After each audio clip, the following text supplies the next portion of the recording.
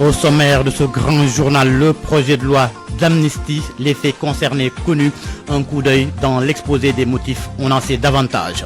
C'est aujourd'hui au Palais de la République la remise du rapport du dialogue national au chef de l'État, après quoi le président va saisir le Conseil constitutionnel sur la date de l'élection présidentielle et la reprise ou non du processus ou d'une partie du processus électoral. Ça vole encore très bas à Air Sénégal, plus de 200 passagers bloqués à l'aéroport de Diass depuis samedi. Les doléances des commissaires aux enquêtes économiques, une revalorisation de leur corps et une revalorisation de leur salaire. À suivre, l'actualité internationale avec Kana Rocha, la page des sports, Youssouf Bodian, la revue de presse de Mohamed Ali Mouba et en fin d'édition, point de vue sur l'échec des négociations lors de la conférence ministérielle de l'OMC à Abu Dhabi. Il n'y a pas eu d'accord sur l'agriculture et la pêche. Abdoulaye Diop assure la partie technique de ce midi. Bienvenue à toutes et à tous.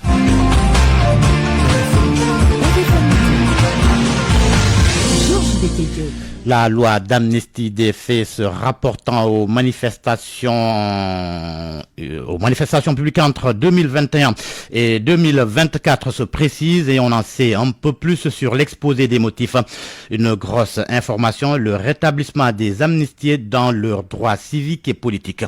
Mohamed Ali Mouba. Selon l'exposé des motifs du projet de loi qui va passer incessamment à l'Assemblée nationale, il s'agit pour le législateur d'apaiser le climat politique et social, de renforcer la cohésion nationale. En son article premier, sont amnistiées de plein droit toutes les infractions ayant une connexion politique commises au Sénégal et à l'étranger dans la fourchette de temps comprise entre le 1er février 2021 et le 25 février 2024. Appel à l'insurrection, discours de haine sur les réseaux sociaux y compris. Ce n'est pas tout. Le projet de loi s'intéresse aussi aux déchéances électorales car ce projet de loi donc permet à des personnes privées de leurs droits civiques et politiques d'être rétabli. Ousmane Sonko pourrait donc revenir dans le jeu, mais la loi n'est pas tout à fait claire selon Elamat. Est-ce que cette déchéance-là, dont fait cas dans l'article 2 ou 3, est-ce que sera établie ou élargie au droit de la dame Adji Sarr et de ce Mambéignan, c'est ça le problème. J'espère que les débats à l'Assemblée les députés vont croiser le bras sur le cas des déchéances. Une consolation pour les victimes, peuvent intenter des actions civiles en réparation. Mohamed Ali Mouba, le chef de l'État, reçoit le rapport du dialogue national aujourd'hui. Ce sera lors d'une audience au Palais de la République. Les participants au dialogue ont proposé la date du 2 juin pour la tenue de l'élection présidentielle, le maintien de la liste des 19 candidats déjà retenus par le Conseil constitutionnel, le réexamen complet des dossiers de candidature avec la vérification de l'exclusivité de la nationalité sénégalaise et de la situation fiscale des candidats, entre autres recommandations. RFM, la radio de toute l'actualité. Les doléances des commissaires aux enquêtes économiques, ils demandent la revalorisation de leur corps avec l'application en 2021 de la loi sur les prix et la protection des consommateurs. Ils disent aussi être laissés en rade par rapport au système de rémunération de la fonction publique. Là-dessus, le président de l'amicale des commissaires aux enquêtes économiques du Sénégal, Amadou Toubanian, avec Ndeye Matidien. Le président de la République est très conscient qu'il nous faut quand même finaliser la réforme institutionnelle qui doit non seulement faire du ministère du Commerce au ministère de Souveraineté, mais aussi ériger les directions qui sont au niveau de la ministère du Commerce en direction générale. Je crois qu'avec l'effort de revalorisation que nous revendiquons depuis longtemps, parce qu'étant laissé en rade du système de rémunération des sortants de l'École nationale de l'administration, ça peut faire de gros efforts sur l'écosystème de protection du consommateur. C'est en 2021 qu'il y a eu la loi 2021-25 sur les prix et la protection du consommateur. Une loi qui donne beaucoup de prérogatives à l'administration du commerce, mais dont la mise en œuvre nécessite aussi, n'est-ce pas, un attelage institutionnel beaucoup plus soutenu, faire en sorte que les préoccupations des consommateurs soient des préoccupations qui soient prises réellement en compte. Les agents du ministère du Commerce, je le rappelle, sont des agents assermentés. Les PV qu'ils dressent font foi jusqu'à inscription de faux, n'est-ce pas, des faits qu'ils relatent. Raison pour laquelle nous attendons donc cette réforme. Donc c'est un appel du pied que nous lançons au président de la République, au ministre du Commerce qui porte ce projet, mais au président de la République pour la finalisation de ce projet qui permettrait de mieux prendre en charge les préoccupations déclinées en Conseil des ministres. Les maraîchers de Lendeng arrêtés la semaine dernière peuvent compter sur des populations de Koloban, Gouy Mouride dans la commune de Rufisque, mais aussi sur des organisations qui réclament la préservation de cette zone horticole où s'activent des milliers de personnes. Les populations comptent assister à l'audience prévue demain au tribunal de Dakar. Abdou Diouf Diagne. Libération des maraîchers de Lendeng incarcérés à la prison de Rebeuss, les populations de Koloban Gouy Mouride s'en mêlent. Pape Konaté est le président du collectif pour le développement de Koloban Gouy Mouride. Le combat n'a jamais été les maraîchers. Les maraîchers, ils défendent des intérêts. Nous, on défend la survie des populations. Et on a été toujours dans le combat. Certes, ils ont arrêté les maraîchers aujourd'hui, mais ils sont en face d'une population qui est en train de défendre une nature, la survie de tout. Ces maraîchers peuvent aussi compter sur le soutien de Guy Marius Sagna. Le député a plaidé pour la préservation de ces terres contre les prédateurs fonciers. Déjà qu'il y a Sokosim, déjà qu'il y a Bissa, déjà qu'il y a d'autres industries qui aujourd'hui causent des problèmes de santé aux populations de Tenguech. Pour éviter ces problèmes de santé, il faut tout simplement qu'il y ait des poumons verts qui puissent aspirer tout ce qui pollue en fait l'environnement. En guise de contestation et de soutien à leurs camarades retenus, les producteurs ont boycotté leurs champs. Ce que déplore le SICODEV qui parle de menaces sur l'atteinte des objectifs de souveraineté alimentaire. Amadou Kanouté. 1,8 milliard de chiffre d'affaires annuel, 2000 emplois directs, sans compter maintenant les centaines d'emplois indirects.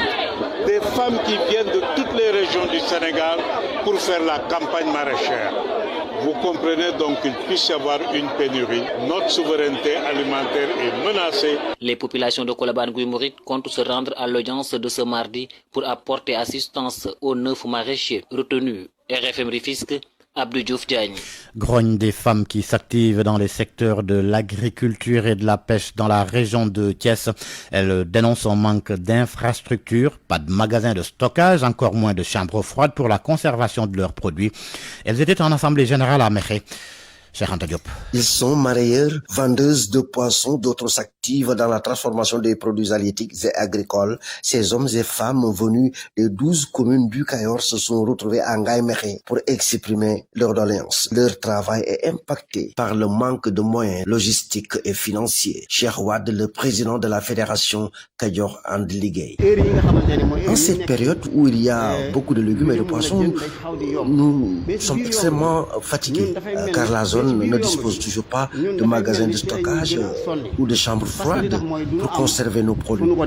Ces membres de Cayor Andligay dénoncent aussi le manque d'assistance des autorités étatiques face à leurs difficultés. Je n'ai jamais vu ou entendu une autorité venue s'enquérir de la situation des vendeurs de poissons ou vendeuses de poissons ou de légumes de la zone. Ces acteurs de développement qui s'activent particulièrement autour de la pêche et de l'agriculture déplorent le blocage de l'économie dans la zone du Cayor du fait d'un manque criant d'infrastructures routières. RFM Thiès, Cheikh Anta Diop. La Kaolack, forte présence de l'oignon local au marché Guette de Kaolack. Donc cela après le gel des importations. Seulement le prix et la qualité préoccupent les consommateurs. Les commerçants, eux, appellent à renforcer la production pour favoriser le consommé local. Fatou. L'oignon local est abondant sur le marché actuellement, ce qui préoccupe les commerçants et les revendeurs au marché Guetch. Les prix au kilogramme, voire même par sac, sont jugés élevés et la qualité laisse également à désirer selon leur tir. Je vends le kilogramme à 500 francs, le sac à peu près 10 000 francs. C'est vraiment cher, vous voyez. Actuellement, il n'y a que l'oignon local sur le marché, ce qui ne nous arrange guère parce que la conservation pose problème. Il est crucial de promouvoir la consommation locale au Sénégal, ce qui implique une révision de la production d'oignons, comme le souligne Mériacine, une revendeuse. Le Sénégal n'a pas de bonne qualité d'oignons, raison pour laquelle l'État doit un peu revoir la production locale. C'est pour le développement de notre pays. C'est mieux que d'aller importer de l'oignon ailleurs. Depuis 2 semaines, suite à la mise en place du gel des importations d'oignons, ceux produits localement sont visibles dans ce lieu de commerce. Fatou Kaolack, Radio Futur Média. RFM, fréquence de modulation 94.0. la radio en puissance. Air Sénégal encore au banc des accusés. Plus de 250 passagers de la compagnie sont actuellement bloqués à l'aéroport international Blaise Diagne de Diass. La situation dure depuis samedi. Ces passagers ont organisé une manifestation ce matin au sein de l'aéroport. Famadion. Boubacar Sissé s'active dans le secteur de la communication visuelle. Ce lundi et 4 mars, il devait reprendre le travail à Marseille. Mais avec les défaillances de la compagnie Air Sénégal, il n'a pas rallié l'aéroport Charles de Gaulle. On est là depuis samedi soir. Et ils ont dit que c'est un problème technique. Mais moi, j'ai parlé avec un de leurs agents. Il m'a carrément dit que c'est pas un problème technique. Ils veulent affaiblir la compagnie en fait.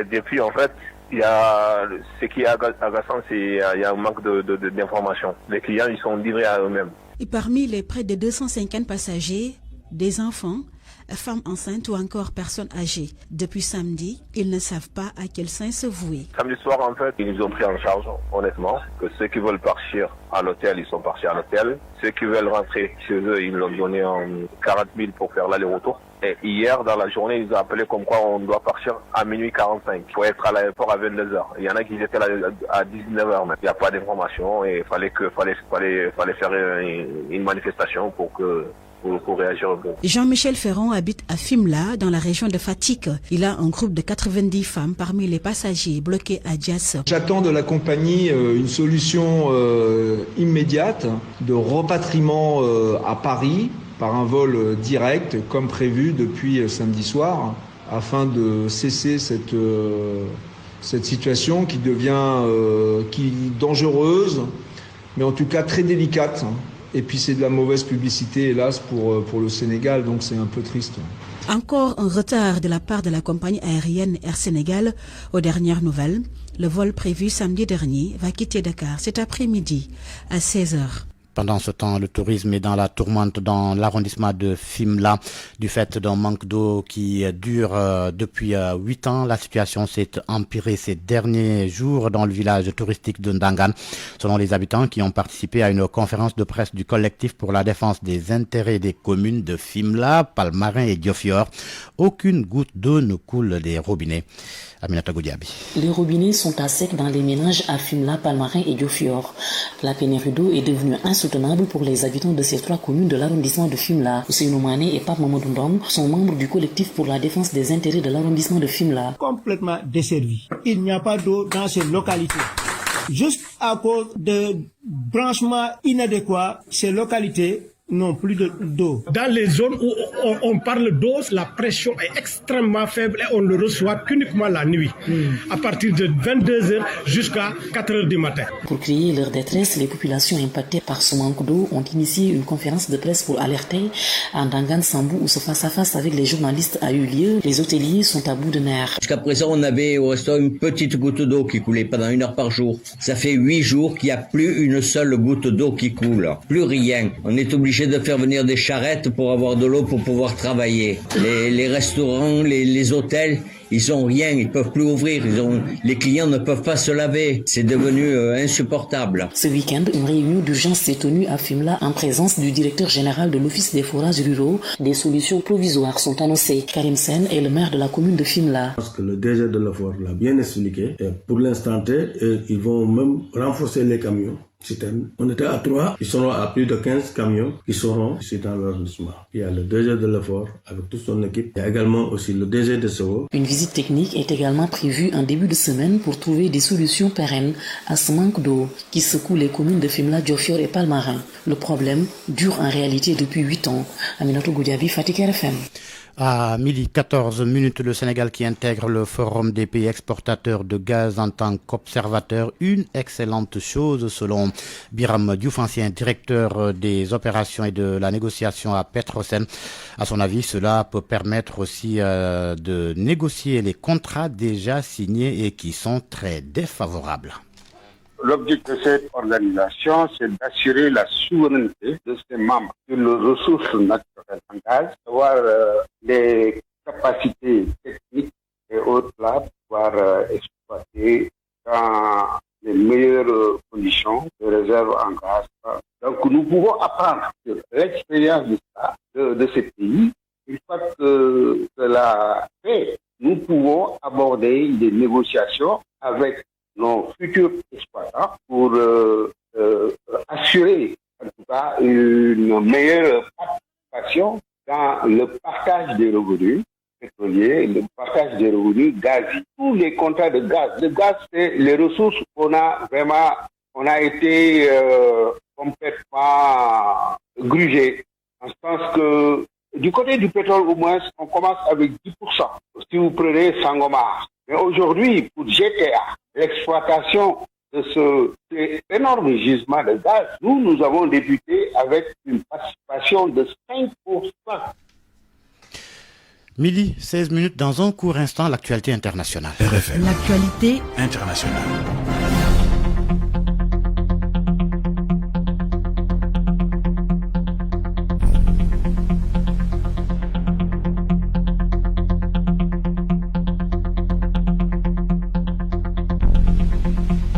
L'actualité internationale avec Anna Rocha. Bonjour Anna. Bonjour Georges Détier, bonjour à tous. À Abidjan, en Côte d'Ivoire, les habitants des quartiers les plus pauvres de la ville sont désemparés après la destruction de leur maison.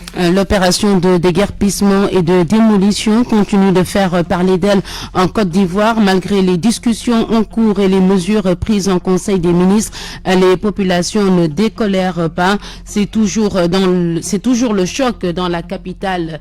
C'est toujours le choc dans la capitale ivoirienne suite donc à cette opération de déguerpissement et de démolition de maisons. Le parti au pouvoir, le RHDP, accuse l'opposition de manipulation. Les membres du Rassemblement des oufouettistes pour la démocratie et la paix étaient en réunion ce week-end. Gobia Yabi.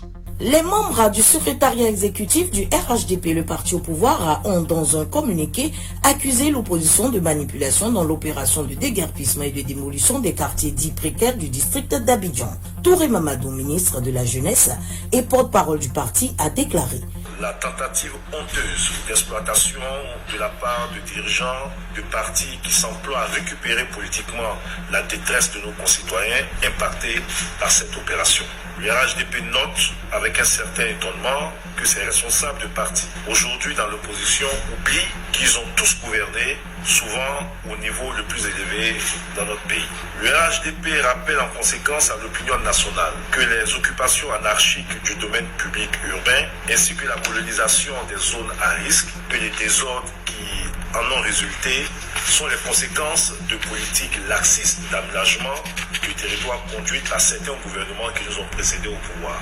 Le RHDP apporte son soutien aux populations impactées par les opérations d'assainissement et les exhorte à la retenue et à la prudence face aux tentatives d'instrumentalisation instigées par certains individus, groupements ou partis politiques. Pour rappel, le 26 février dernier, l'ex-président ivoirien Laurent Gbagbo s'était rendu à Yopougonjesco pour apporter son soutien aux populations déguerpies. S'en sont suivis les visites de Tidiane Thiam du PDCI, de Simone Yves Gbagbo du MJC et bien d'autres leaders de partis de l'opposition ivoirienne. Gobia Yabi, Abidjan, RFM. Et on écoute maintenant justement la colère des habitants des quartiers, de ces quartiers pauvres d'Abidjan après ces opérations de déguerpissement. Bon, quelle est l'urgence de démolir une école, un établissement scolaire en pleine année scolaire, sachant que ces enfants-là vont passer des examens? Mais je ne pense pas que c'est... Enfin, ceux qui ont fait ça, ils sont partis à l'école. Parce que si tu es parti à l'école et que tu connais l'importance de l'école, tu ne vas pas le faire. Mais ils l'ont fait.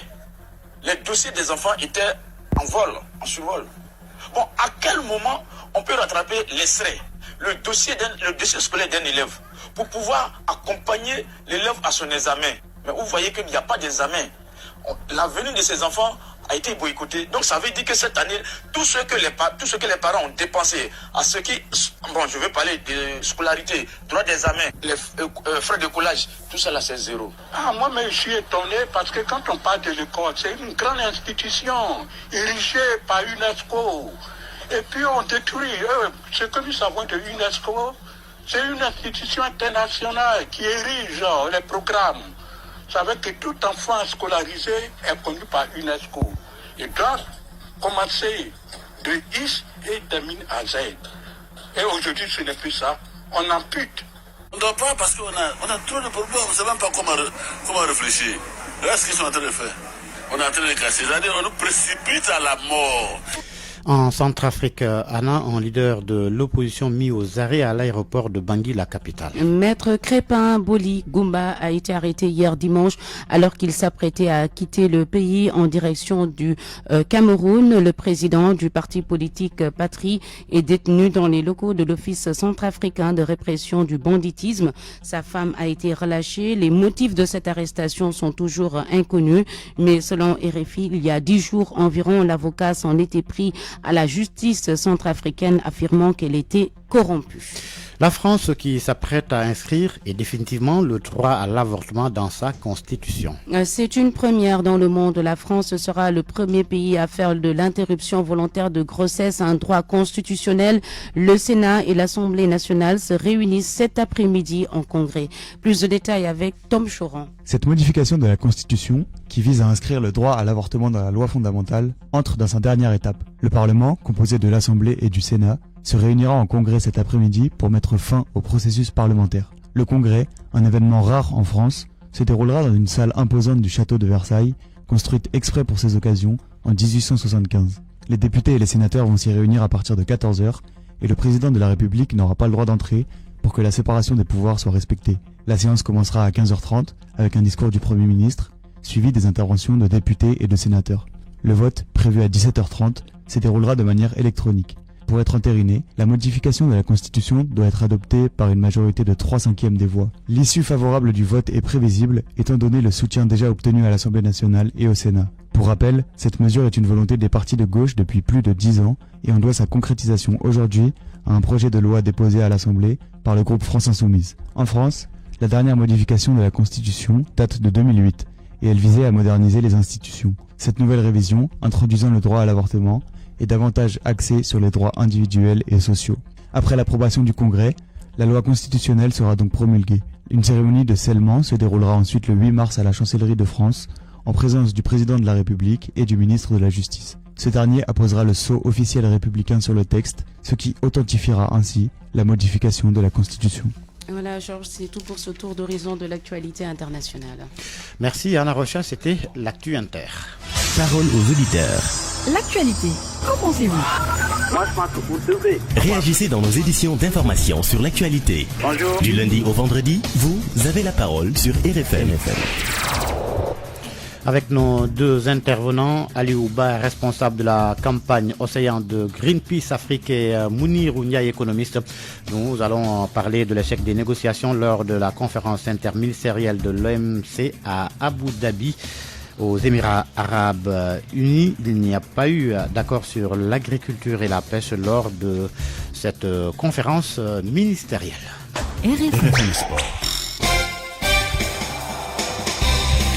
Les sports à présent, Youssouf Bodian, bonjour. Bonjour Georges et bonjour à tous. Football scolaire, le Sénégal a remporté hier le championnat de la zone Ouest A. L'équipe nationale des moins de 15 ans qui a battu en finale le champion d'Afrique en titre, la République de Guinée, après tir au but 7-6, 1-1 à la fin du temps réglementaire. Une performance qui annonce des lendemains meilleurs pour le football sénégalais, estime le chef de la délégation du Sénégal à Nouakchott, Yaya Baldé, par ailleurs responsable de la petite catégorie à la Fédération sénégalaise de football.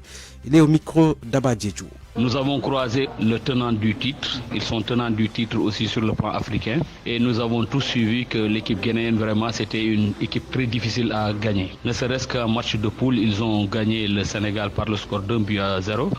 Ça prouve encore une fois qu'au niveau du Sénégal, il y a un bon travail qui est en train d'être fait. Aujourd'hui, si tu veux trouver vraiment des enfants bien organisés et qui savent jouer au ballon, il faut aller aussi voir du côté scolaire. Mais ça prouve encore une fois que les écoles de football aussi sont en train de faire un excellent travail. Et aujourd'hui, avec l'Académie fédérale aussi, que la FSF a voulu mettre en place, prouve nettement que la Fédération sénégalaise de football, à sa tête le président Augustin Senghor, que je remercie infiniment, avec tous les efforts qu'il est en train de faire. Vous avez vu que les enfants étaient dans d'excellentes conditions, ils sont très bien habillés et ça a joué aussi. Donc vraiment, c'est un président complet qui est là, parce que nous sortons d'une défaite avec l'équipe nationale A du Sénégal.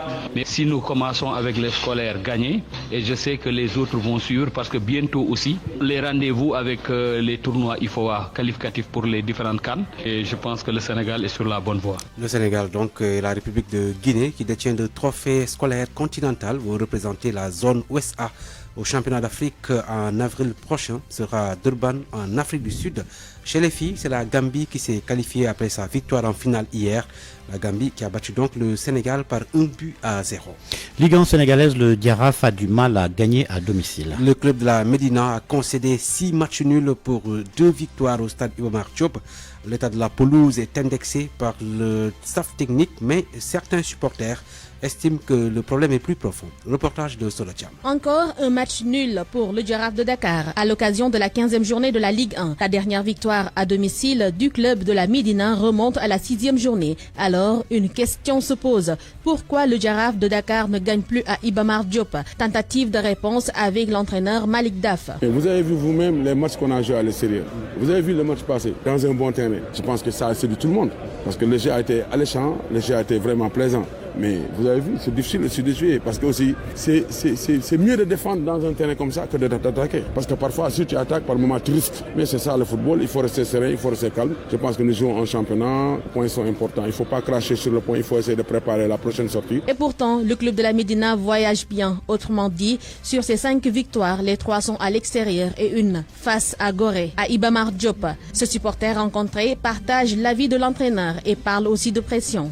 Parce que l'état du terrain ici, ça ne passera pas ici, quoi. On gagne mieux à l'extérieur qu'ici, à domicile. Parce que l'état du terrain n'est pas favorable, quoi. Et aussi, il y a la pression aussi. Si on joue à l'extérieur, on joue facilement, on gagne facilement. Si on joue ici, on ne gagne pas. Non loin, un autre fervent supporter, lui, parle de problèmes de philosophie de jeu. Moi, je dirais simplement qu'on doit essayer de remédier à un projet de jeu qu'on avait dès le départ. Et puis aussi, voir si on a les joueurs réellement qu'il nous faut pour pouvoir gagner un championnat de ce type-là. Les équipes qui sont des équipes concurrentes viennent ici pour nous choper des points, alors que chez eux, ils font tout pour assurer les matchs.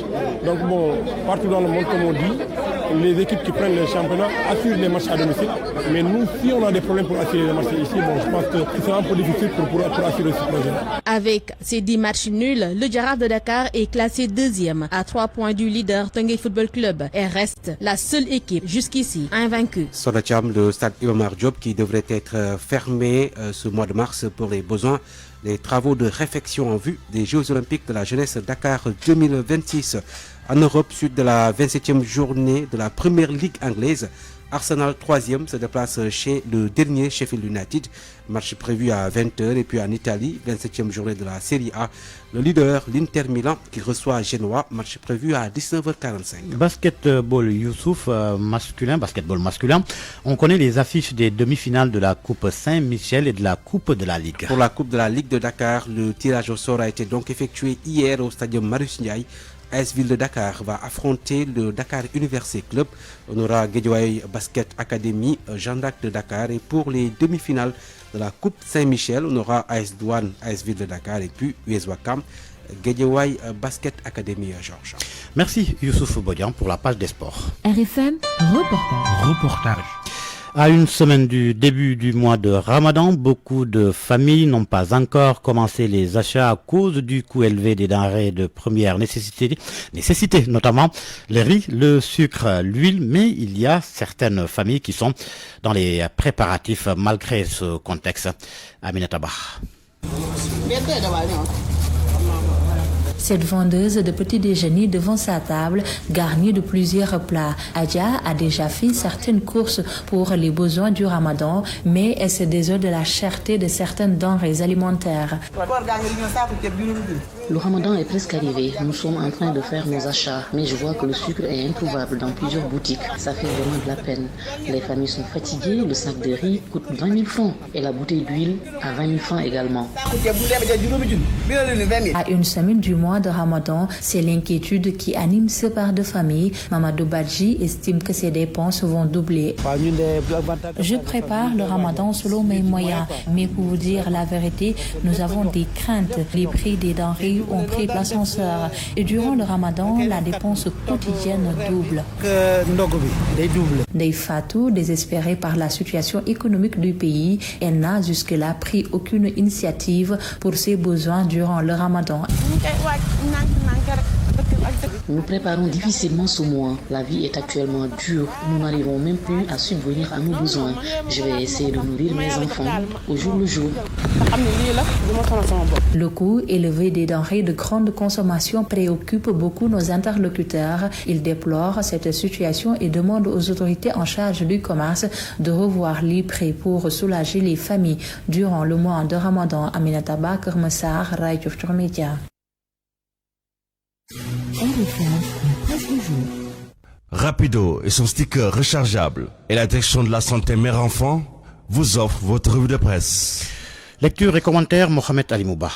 Bonjour. À la une, cette possible démission de Macky Sall avant le 2 avril prochain. C'est le journal Le Quotidien qui évoque ce matin la possibilité de partir pour le président avant même la fin de son mandat fixé, vous le savez, par la Constitution. Le 2 avril prochain, c'est parce que des proches veulent le convaincre de partir avant cette date. Macky poussait donc à la démission, note le journal. Pourquoi? Eh bien, le journal répond que pour ce qui le pousse à le faire, c'est la meilleure stratégie pour reprendre le processus électoral, tout le processus. Il y a des candidatures apéristes en vue des candidatures donc apéristes. Le journal écrit qu'aujourd'hui le président Sall se retrouve de plus en plus face à la solitude de ses responsabilités présidentielles. Va-t-il céder aux pressions très intéressées de certains de ses proches qui n'ont jamais adhéré à la candidature d'Amadou Ba, se demande le journal. Quel profit en tirerait-il? Eh bien, le confrère rappelle en tout cas que la décision ferme de Macky Sall de quitter le pouvoir de 2 avril est là.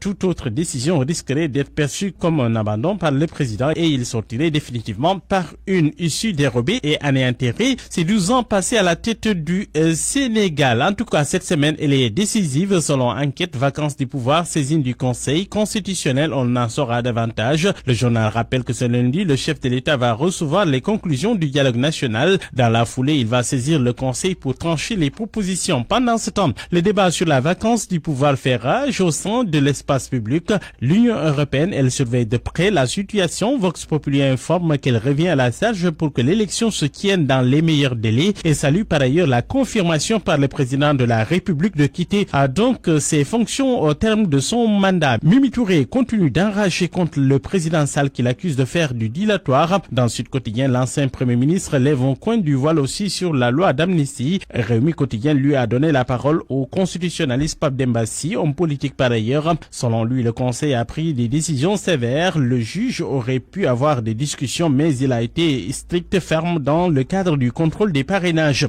et de soutenir par ailleurs ne pas savoir par quelle alchimie le Conseil pourrait réintégrer Karim Wade et compagnie. Ce serait au risque de se déjuger et de finir quand même par dire que nous sommes dans une situation exceptionnelle, appelant à faire attention car le pays est sur le fil. Boss Bi Le Jour en profite pour se pencher sur le Conseil constitutionnel. Le journal trouve qu'il a été créé en 1992 par Abdou Diouf. Aujourd'hui, le bébé a atteint l'âge de la maturité, l'âge de la sagesse aussi. Passé présent, portrait d'un bébé chouchouté, rejeté quelquefois. Ces décisions sont contestées des sages, acteurs ou spectateurs des révisions constitutionnelles au Sénégal. Le journal vous explique tout en page intérieure. Pendant ce temps, sur le terrain de la réelle politique, l'opposition s'étripe. Bagarre entre pro-Sonko et pro-Khalifa. Sud Quotidien parle de bataille rangée. Le samedi, mobilisation avortée donc du Front Fipou. Une bataille rangée qui gâche la fête de l'opposition. Notre enquête pour Walfadri, c'est Gatsa Sonko Khalifa. Des mots au projectile. Selon Source, Fipou organise son deup devant à tout le monde. Le journal renseigne que tout a commencé quand les khalifistes venus en retard ont voulu imposer leur loi aux pastéfiants qui ont refusé. L'observateur pointe à ce qu'il appelle alors les mots croisés sans solution entre Khalifa et Sonko. Et le journal va aux origines du différend qui risque de déchirer l'opposition sénégalaise. On termine par du sport en première page du journal Stade Quotidien. Week-end des Lions, Nicolas Jackson se rapproche de Drogba et de Diouf. Le confrère note que ce joueur sénégalais vient d'inscrire son 8e but en 23 matchs joués après 27 journées de Premier League. L'international sénégalais donc se rapproche doucement du parcours londonien d'un certain Didier Drogba. En France, Iliman Ndiaye et Ismaël Sarr ont laminé Clermont de Moriyaou. Les deux Lions ont été décisifs. Bonne nuit à tous. Rapido et son sticker rechargeable et la direction de la santé mère-enfant vous ont offert votre revue de presse. Point de vue. Regard croisé sur l'actualité du jour. Point de vue avec Dr Ali Ouba, responsable de la campagne Océan de Greenpeace Afrique. Bonjour Monsieur Ba. Bonjour Georges. Avec nous également le professeur Mounir Ndiaye, économiste. Bienvenue professeur. Merci Georges, bonjour. Alors je démarre par Ali Ouba, responsable de la campagne Océan de Greenpeace Afrique. Aliou, la réunion ministérielle de l'Organisation mondiale du commerce s'est soldée vendredi par un échec sur les dossiers majeurs de la pêche et de l'agriculture. Comment réagissez-vous à ce refus des puissances économiques d'arrêter de subventionner leurs agriculteurs et leurs pêcheurs, ce qui est bien évidemment à l'origine de cet échec subvention que les pays les moins riches ont toujours dénoncé? Bon, je pense que c'est une très grande déception parce que en fait cette problématique des subventions sur surtout la pêche a été soulevée depuis très longtemps et a été aussi identifiée comme étant la source de surexploitation de la plupart des pêcheries parce que ces subventions dont on fait allusion sont la plupart des subventions nuisibles pour la pêche parce que ça subventionne en quelque sorte les pêcheries lointaines des pays développés pour pouvoir aller dans des pays comme le Sénégal ou bien dans des pays comme la plupart des pays africains pour aller pêcher dans ces zones-là. Et sans ces subventions, ces pêcheries ne sont pas du tout rentables, ne sont pas du tout viables. Donc il a été identifié que la suppression de ces subventions pourrait aider. Oui. Docteur Aliouba? Oui. Voilà, allez-y. Oui, je disais que il a été identifié que la plupart de ces subventions sont des subventions nuisibles et le fait de les arrêter pourrait aider en quelque sorte la régénération de la plupart des pêcheries. Donc je pense que ce sont des subventions qui doivent être éliminées pour que les pêcheries puissent être durables. Est-ce qu'il n'y a pas paradoxe, en tout cas chez les puissances économiques, qui refusent de subventionner, d'arrêter plutôt de subventionner les agriculteurs et les pêcheurs de ces pays, alors qu'au même moment, d'autres mécanismes de ces pays occidentaux, à travers le FMI et la Banque mondiale, demandent aux pays pauvres d'arrêter la subvention dans certains secteurs? Non, en fait, j'ai pas bien saisi votre question. J'ai dit, est-ce qu'il n'y a pas paradoxe dans la position des puissances économiques qui, à travers d'autres mécanismes comme la Banque mondiale et le FMI, qui demandent aux pays pauvres, aux pays non développés, d'arrêter les subventions dans certains secteurs comme l'électricité? Je pense que ça, enfin, si on parle de la pêche, donc les subventions, ça dépend. Il y a des subventions nuisibles et des subventions qui peuvent aider au développement. Par exemple, le fait de subventionner, par exemple, la pêche artisanale pourrait être justifié du fait que la pêche artisanale contribue à la sécurité alimentaire. Donc, c'est pour le développement des pays. Mais ce qui n'est pas bon, c'est de subventionner la pêche industrielle, les pêches lointaines, qui viennent d'ailleurs pour venir pêcher, par exemple, dans des zones... Les bateaux étrangers qui investissent nos eaux. Exactement, les bateaux étrangers qui investissent nos eaux. Et il a été démontré que la suppression de ces subventions pourrait ralentir l'activité de ces navires pour un peu, donc, et aussi contribuer à la régénération ou bien à la durabilité des pêcheries. Donc, le fait de supprimer les subventions nuisibles qui ont été déjà identifiés et aussi de laisser certains pays à subventionner des pêcheries comme des pêcheries artisanales et autres. Alors, Mounir Ndiaye, est-ce que le commerce équitable n'en prend pas un sacré coup, commerce équitable qui est mis en place pour modifier les règles du commerce international afin que les producteurs des pays du Sud puissent tirer profit des échanges? Bon, je pense que d'abord, il faut constater que depuis plusieurs années, on n'entend plus parler de l'OMC.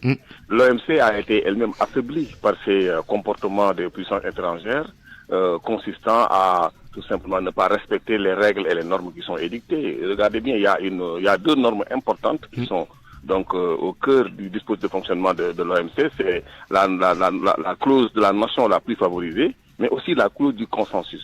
Si on fait des négociations et qu'on n'a pas de consensus, c'est qu'un des principes fondamentaux de l'OMC est enfreint et que donc ceci contribuera davantage à affaiblir l'OMC. Rappelez-vous que à partir des années 2000, il a été enjoint aux pays africains qui avaient des relations de non-réciprocité des préférences avec l'Union européenne, la coopération Europe-ACP, avec les accords de Cotonou, de Lomé et de Cotonou.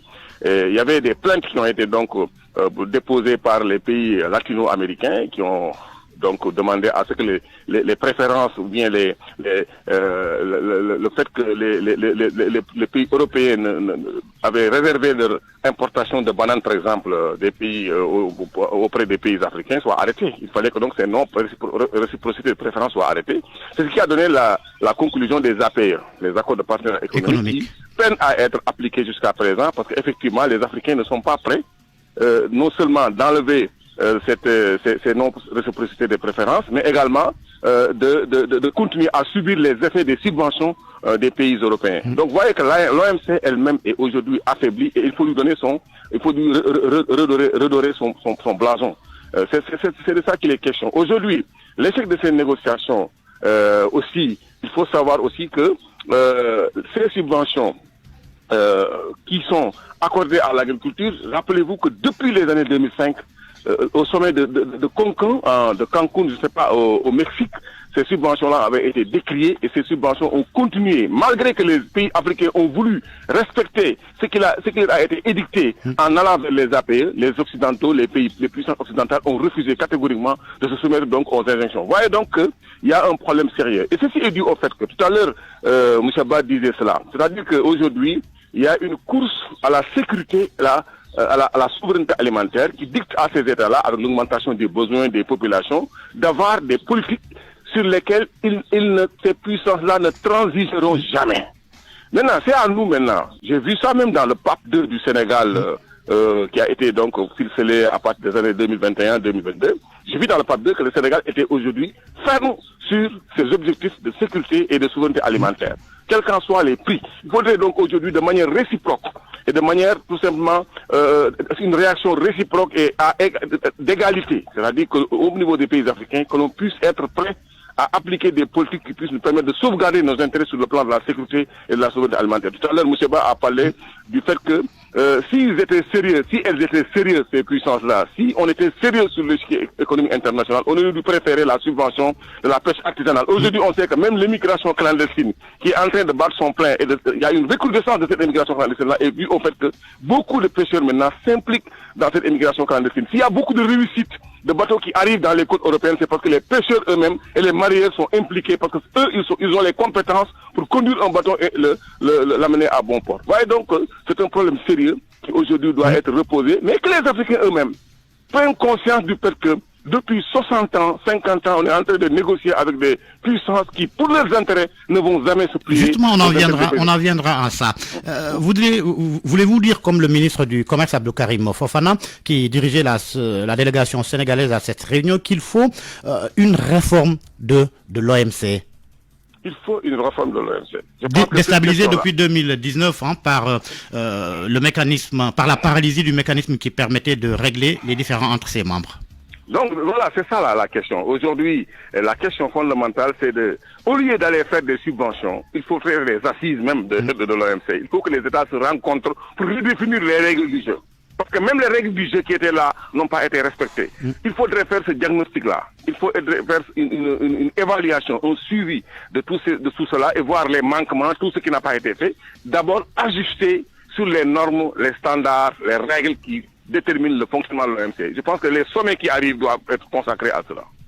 Alors, docteur Aliou Ba, quelle doit être aujourd'hui la posture des pays pauvres comme les pays africains face à ce refus des puissances économiques d'arrêter de subventionner leurs agricultures et leurs agriculteurs et leurs pêcheurs? Je pense que globalement, le professeur a tout dit. Je pense qu'il revient aux États pauvres ou bien entre guillemets aux États africains ou bien aux États du Sud à prendre leurs responsabilités par rapport à ça.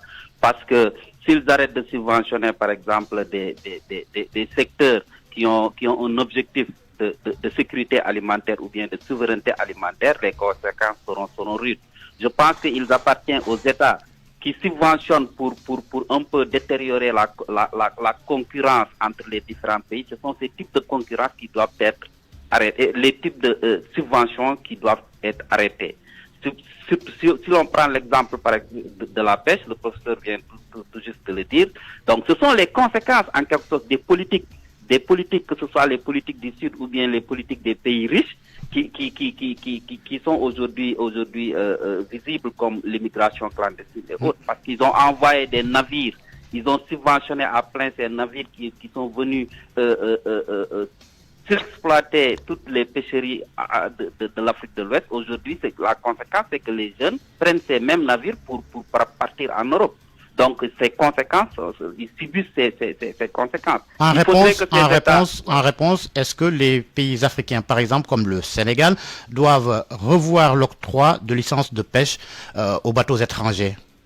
Exactement, ils doivent revoir non seulement l'octroi de ces licences de pêche, mais aussi interdire à tous ces navires et aussi imposer à ces pays-là, je ne sais pas par quel moyen ils pourront imposer à ces pays-là d'arrêter ces types de subventions qui sont nuisibles pour l'environnement, mais aussi pour les pêcheries. Alors, merci Ali Ouba, responsable de la campagne Océan de Greenpeace Sénégal. Professeur Mounirou Ndiaye, je termine avec vous, économiste. Sur quel levier appuyer pour faire face à cette posture des puissances économiques? Je vais juste commencer par là où M. Ba a terminé. C'est très... Professeur Mounirou Ndiaye? Oui, allez-y. De ces subventions-là et de comment ces subventions-là capacitent les puissances, les grands pêcheurs occidentaux à venir assaillir nos côtes et aggraver l'immigration clandestine, décourager la petite pêche artisanale. Donc aujourd'hui, d'abord au niveau local, chez nous, ce qu'il faut faire, c'est qu'on a toujours parlé de cette renégociation et de cette refonte de ces accords de pêche-là en les élaborant dans un sens qui puisse rencontrer nos intérêts. Je pense que donc ça c'est le premier élément. Le deuxième élément, c'est qu'aujourd'hui, il y a d'autres propositions qui peuvent être faites. C'est-à-dire que nous pouvons, dans nos États, accorder, suivant un calendrier bien maîtrisé, un échéancier qui permet de respecter l'environnement et donner des accords de pêche, mais en restreignant, c'est-à-dire en faisant des restrictions sur les capacités de pêche, mais également en adossant à l'intervention de ces bateaux étrangers-là une responsabilité sociétale qui permettra d'encaisser des ressources publiques qui pourront être remobilisées vers la reconversion des paysans, des pêcheurs dans autre chose et lutter contre l'immigration clandestine. Je pense qu'à court terme, voilà les actions qui peuvent être faites pour effectivement juguler le problème. Merci, professeur Mounirou Ndiaye.